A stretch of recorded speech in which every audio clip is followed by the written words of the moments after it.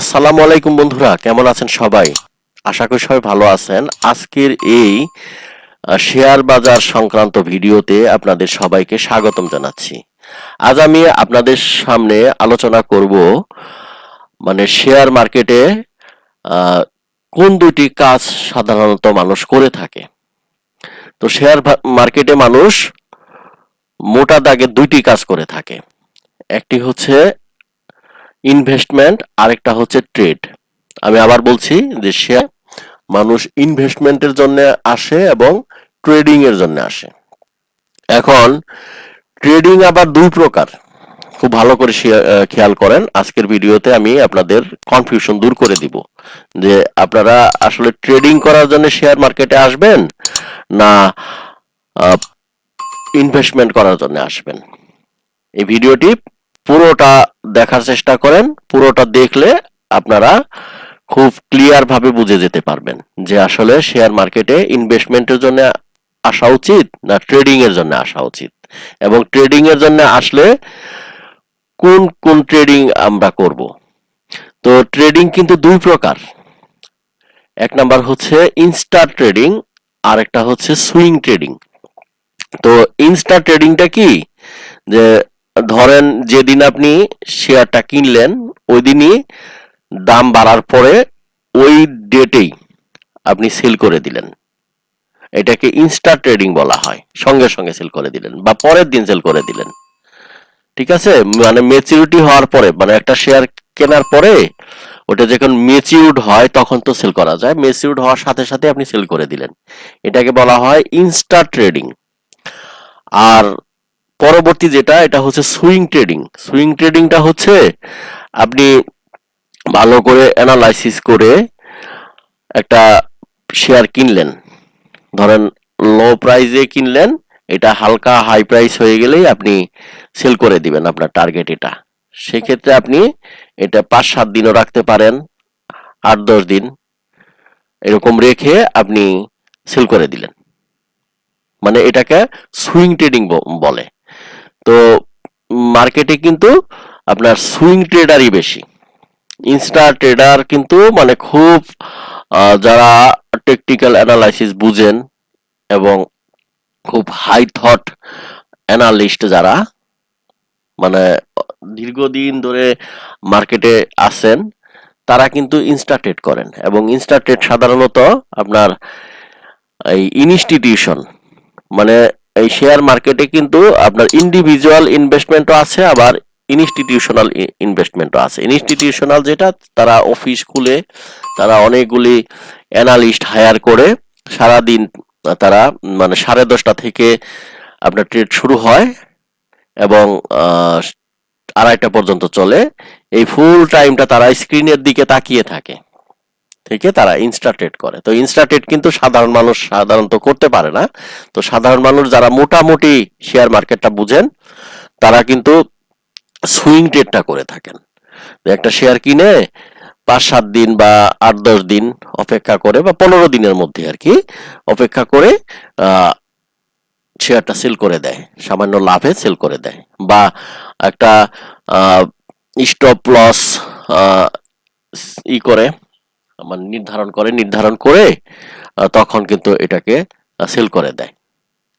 তো এটা গেল আপনার ইনস্টা ট্রেড এবং সুইং ট্রেডের বিষয়টা। তো যারা চাকরিজীবী তারা কিন্তু সব সময় কিন্তু সময় দিতে পারবে না। তারা ফান্ডামেন্টালটা অ্যানালাইসিস করে, একটা শেয়ারের যে ফান্ডামেন্টাল আছে, তো ফান্ডামেন্টাল অ্যানালাইসিস করে তারা কিন্তু শেয়ারটাকে সেল করে দেয়। একটা নির্দিষ্ট সময় পরে সেল করে, শেয়ারটা ধরে রাখে 3 মাস বা 6 মাস এরকম ধরে রেখে তখন কিন্তু তারা লাভে সেল করে।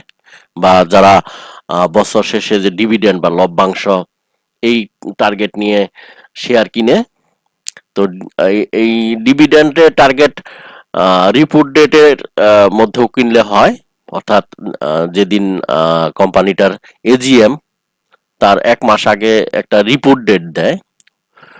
ওই রিপোর্ট ডেটের রেকর্ড ডেট বা রিপোর্ট ডেট যেটাই বলেন, ওই ডেটের আগে আপনার যে শেয়ারগুলি পারচেস করা থাকে সেগুলিকে কিন্তু মানে ডিভিডেন্ডের আওতায় আনে।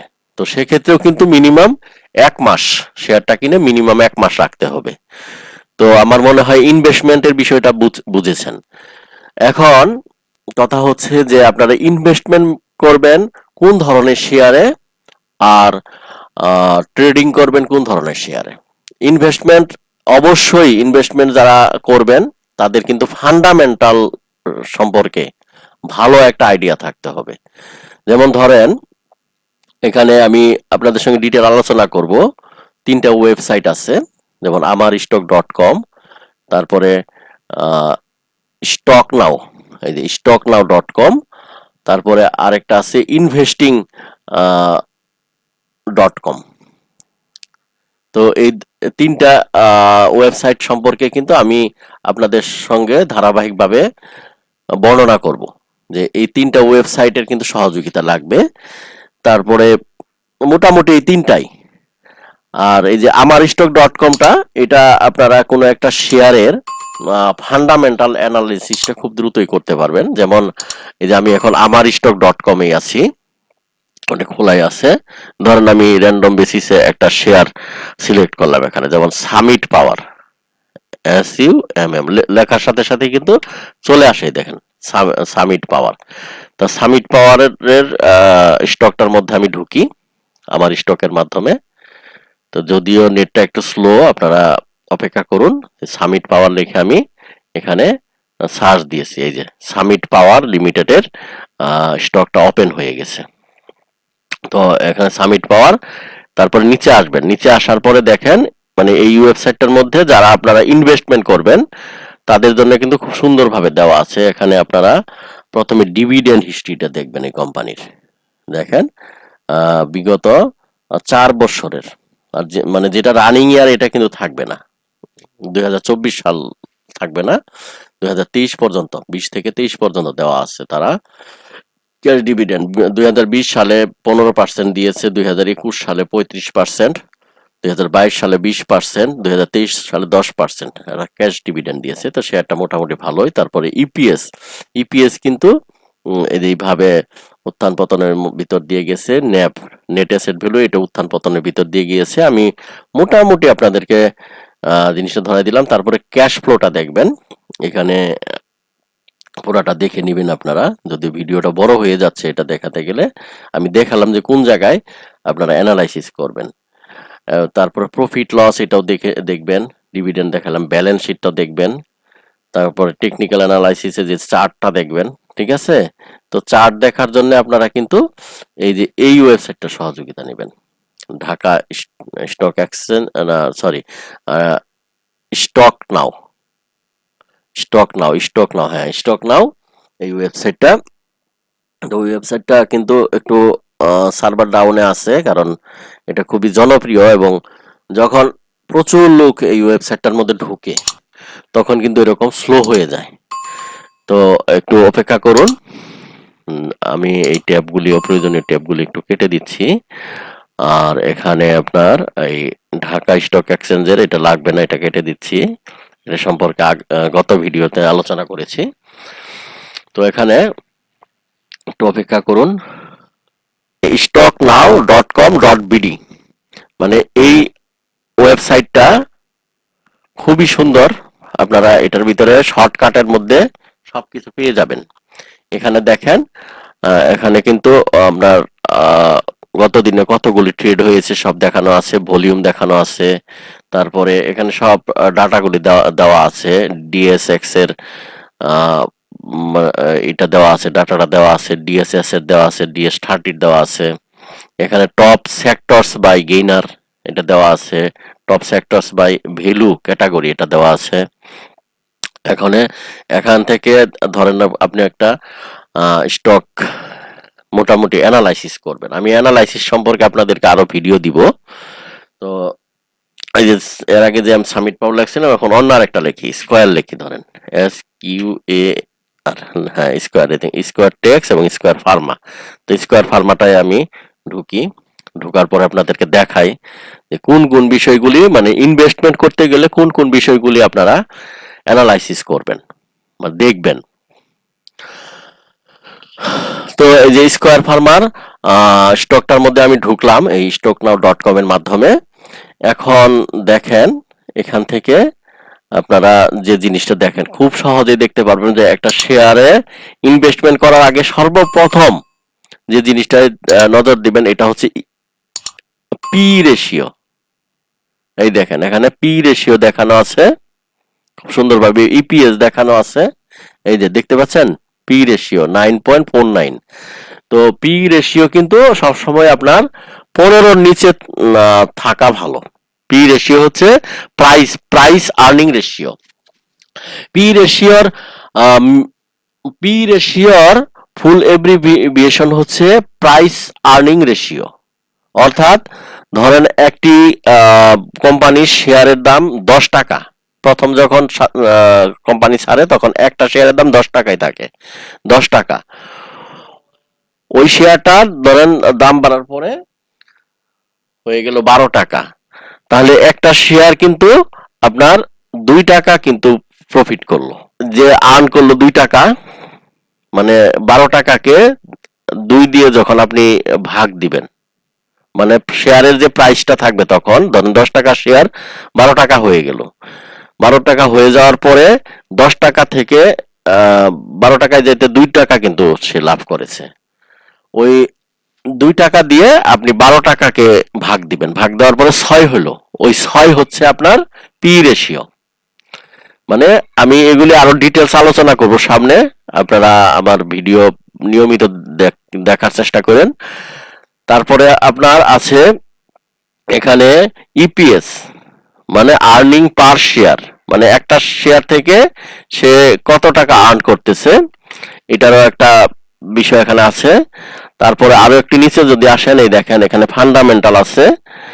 এই ফান্ডামেন্টালটা এটার মধ্যে খুব সুন্দর করে দেখানো আছে, যেমন সেক্টর ফার্মাসিউটিক্যালস, মানে স্কোয়ারে যে এটা স্কোয়ার ফার্মা, এটার সেক্টরটা দেওয়া আছে। ক্যাটাগরি এ ক্যাটাগরি, মানে আপনারা যখন ইনভেস্টমেন্ট করবেন তখন কিন্তু এ ক্যাটাগরিটা অবশ্যই দেখবেন। তারপর পেইড আপ ক্যাপিটাল কত, মানে তারা মার্কেট থেকে এ যাবৎ কত টাকা উঠিয়েছে, 886 কোটি টাকা তারা উঠাইছে। মার্কেট ক্যাপ, মানে তাদের বর্তমানে মানে এই শেয়ারটার বর্তমানে মার্কেট ক্যাপিটাল কত আছে, মানে মানে এই কোম্পানিটা কত টাকা ক্যাপিটাল নিয়ে ব্যবসা করছে, অথরাইজ ক্যাপিটাল কত নেওয়া আছে। চার্টটাও আমি একটু দেখাচ্ছি। এখানে এসে আপনারা লেখেন স্কোয়ার ফার্মা চার্টে এসে এই যে এই জায়গায় এসে চার্টে আসেন।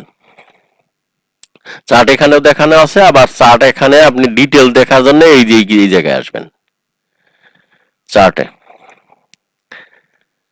তো চার্টে আসার পরে মানে এই ওয়েবসাইটটা কিন্তু অ্যানালাইসিস করার জন্য খুবই ভালো। আমি ব্যক্তিগতভাবে এই ওয়েবসাইটটা পছন্দ করি। এখান থেকে আপনারা মোটামুটি যে তথ্যগুলি জানা দরকার, পি রেশিও, ইপিএস, নেফ, তারপরে আপনার চার্টের অ্যানালাইসিস, যেগুলি দেখে আর আসলে বোঝা সম্ভব আর বোঝা দরকার, সেই সবগুলি কিন্তু এই ওয়েবসাইটে পাবেন। তো একটু সময় দেন, আপনার নেটটা স্লো বিধায় আপনার চার্টটা আসতে একটু দেরি করতেছে। আমি চার্টটা দেখাই, ভিডিও শেষ করে দিব চার্টটা দেখানোর পরেই। তো আজকে কিন্তু মানে মূল যে জিনিসটা বোঝানো হলো এটা হচ্ছে যে আপনারা শেয়ার মার্কেটে ইনভেস্টমেন্ট করতে পারেন অথবা ট্রেডিং করতে পারেন। ট্রেডিং যদি করেন তাহলে 2 ধরনের ট্রেডিং করতে পারেন, একটা ইনস্টা ট্রেডিং করতে পারেন আর একটা হচ্ছে সুইং ট্রেডিং করতে পারেন। ইনস্টা ট্রেডিংটা হচ্ছে আপনি সেম ডেটে শেয়ার কিনে সেম ডেটেই সেল করে দেওয়া, এটাকে বলে ইনস্টা ট্রেডিং, মানে তাৎক্ষণিক।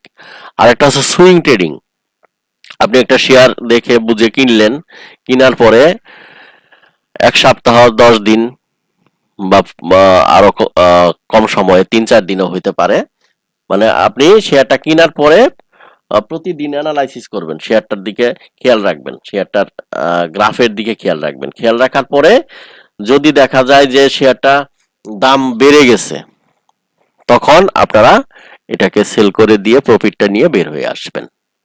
এটা হচ্ছে আপনার সুইং ট্রেডিং। তবে মার্কেটে কিন্তু আপনার যারা সাধারণ জনগণ ট্রেড করে তারা কিন্তু সুইং ট্রেডটাই করে, সুইং ট্রেডটাই কিন্তু বেশি করে। আর যেটা ইনভেস্টমেন্ট বললাম, ইনভেস্টমেন্টটা কিন্তু আপনার যারা ব্যস্ত মানুষ কিন্তু শেয়ার মার্কেট বুঝেন, শেয়ার মার্কেট সম্পর্কে তাদের নলেজ আছে এবং তারা একটা দীর্ঘ সময় ইনভেস্টমেন্ট প্ল্যান নিয়ে যারা শেয়ার মার্কেটে আসেন তারা কিন্তু এই আপনার 1 মাস 3 মাস 6 মাস 1 বছর শেয়ারটা কিনে কিন্তু ফেলে রাখেন, তারপর শেয়ারের দামটা বাড়লে তারা শেয়ারটা সেল করে দেন এবং বছর শেষে কোম্পানি যখন ডিভিডেন্ড দেয় তখন সেই ডিভিডেন্ডটা কিন্তু সে উত্তোলন করে নেয়। তো এখানে দেখেন এটা মানে সাইটটা কিন্তু খুবই মানে বিজি থাকে, সব সময় কিন্তু বিজি থাকে সাইটটা। তো এখানে দেখেন যে এই চারটা স্কয়ার ফার্মার যে চারটা চলে আসছে, এই চারটার ভিতরে গেলাম, যাওয়ার পরে এখানে দেখেন এইভাবে আপনার মাউসটা যদি উপর দিকে ঘোরান তাহলে কিন্তু এই যে চারটা কিন্তু বড় হয়ে আসলো। তো এখান থেকে কিন্তু আপনারা এই যে এই ডানের ডাটাগুলো এখানে ক্লিক করে কেটে দিতে পারেন। তো এই সাইটটা নিয়ে কিন্তু আমি আপনাদের সাথে পর্যায়ক্রমে অনেক আলোচনা করব। এখানে এই যে এখানে যে ক্যান্ডেলগুলি, রেড ক্যান্ডেলের মানে কি, তারপরে গ্রিন ক্যান্ডেলের মানে কি, যদিও এখানে গ্রিন না, এটা আকাশি কালার দেখাচ্ছে, কিন্তু এটা অ্যাকচুয়ালি রেড আর গ্রিন দিয়ে কিন্তু ইন্ডিকেট করা হয়। তো এই রেড ক্যান্ডেল থাকলে কি করতে হয়, গ্রিন ক্যান্ডেল থাকলে কি করতে হয়, এগুলি আমি সামনের ভিডিওগুলিতে দেখাবো আপনাদেরকে। তো আজ এ পর্যন্তই, পরবর্তীতে এই ধরনেরই আরো একটি ইনফরমেটিভ ভিডিও নিয়ে আপনার সামনে আমি হাজির হয়ে যাচ্ছি। ততক্ষণ পর্যন্ত আপনারা সবাই ভালো থাকেন, সুস্থ থাকেন। আর শেয়ার মার্কেটে বুঝে শুনে ইনভেস্টমেন্ট করতে হবে, এখানে কিন্তু কোনো গ্যারান্টি নাই। আপনি যদি অ্যানালাইসিস ভালো বুঝেন তাহলে কিন্তু প্রফিট করতে পারবেন, আর যদি না বুঝে শুনে ইনভেস্টমেন্ট করেন তাহলে কিন্তু এখানে লস হওয়ার সম্ভাবনাই বেশি। ঠিক আছে? তো এটা কিন্তু আমি আপনাদেরকে আগেই সাবধান করে দিলাম। মানে পুঁজি আপনার, ইনভেস্টমেন্ট আপনার, সিদ্ধান্ত আপনার। আমি শুধু আপনাদেরকে গাইড করার চেষ্টা করব এবং যে তথ্যগুলি আসলে অথেন্টিক সেই তথ্যগুলি দেওয়ার চেষ্টা করব। যারা চ্যানেলটিকে সাবস্ক্রাইব করেছেন তাদেরকে অসংখ্য ধন্যবাদ, আর যারা এখনই সাবস্ক্রাইব করেন নাই প্লিজ সাবস্ক্রাইব করে পাশে আসা বেল বাটন অল প্রেস করে রাখুন, যেন এই চ্যানেল থেকে নতুন কোনো ভিডিও আপলোড হওয়া মাত্রই সর্বপ্রথম আপনার স্ক্রিনে চলে যায়।